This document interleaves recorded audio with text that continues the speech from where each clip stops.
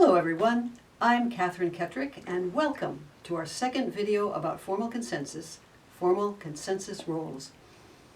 Kathy will explain the formal consensus roles, how some of them are the same as in any kind of meeting, and how some of them are very different. Kathy? Thank you, Catherine. As Catherine mentioned, some of the roles we use in formal consensus will be very familiar, and some will be different. Let's compare them and look at what they help us do. Here's a list of the roles. As you look at them, notice that the first six, facilitator, agenda planner, public scribe, note taker, timekeeper, and doorkeeper, are all often used in most meetings. However, unless the meeting is a large informal meeting, we often see the facilitator trying to do all of those roles. The facilitator will run the meeting, they've planned the agenda, which can be as simple as a list of things to discuss, and then the facilitator publicly writes down the ideas people mention in the meeting, keeps track of the time, sometimes, but is not always, the note taker. And the facilitator keeps track of everything.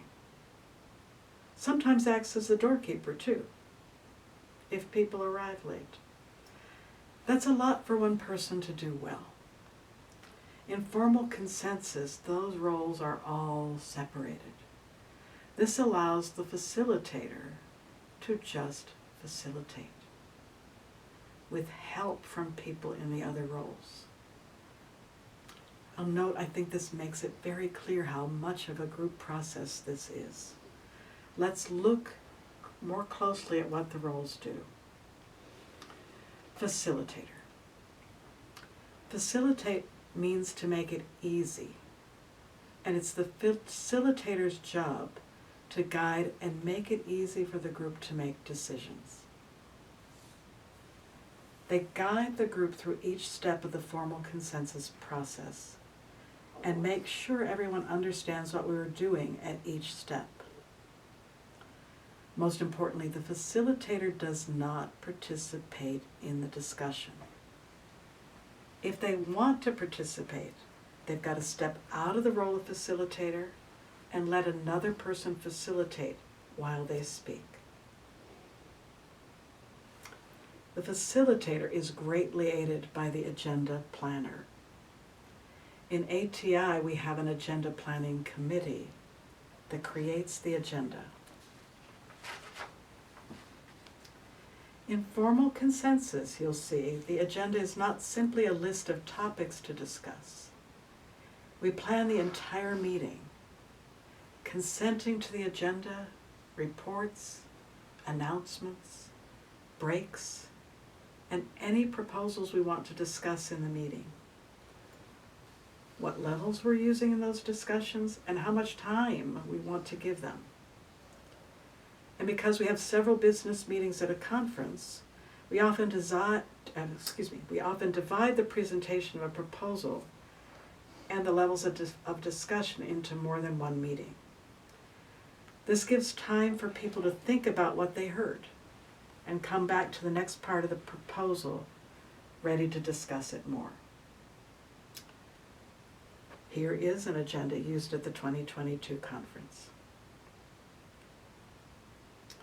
Notice that we have everything that we will do in that meeting, and notice the times for each item.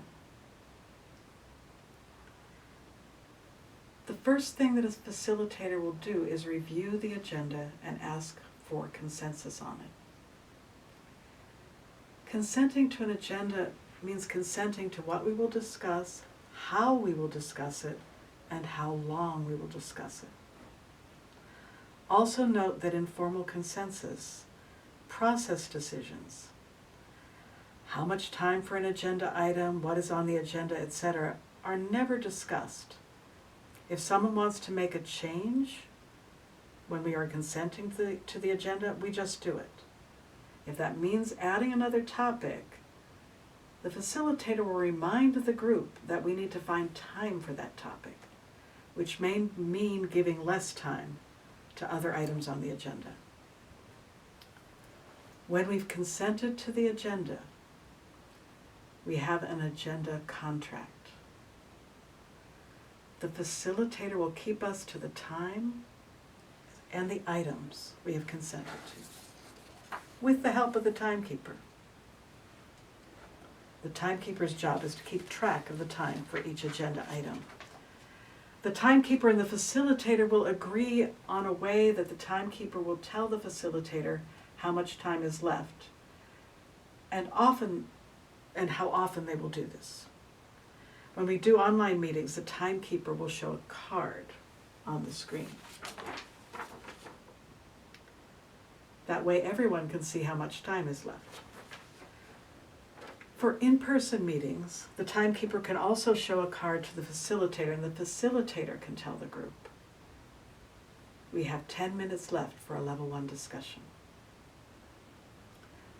The public scribe and the note taker have similar jobs.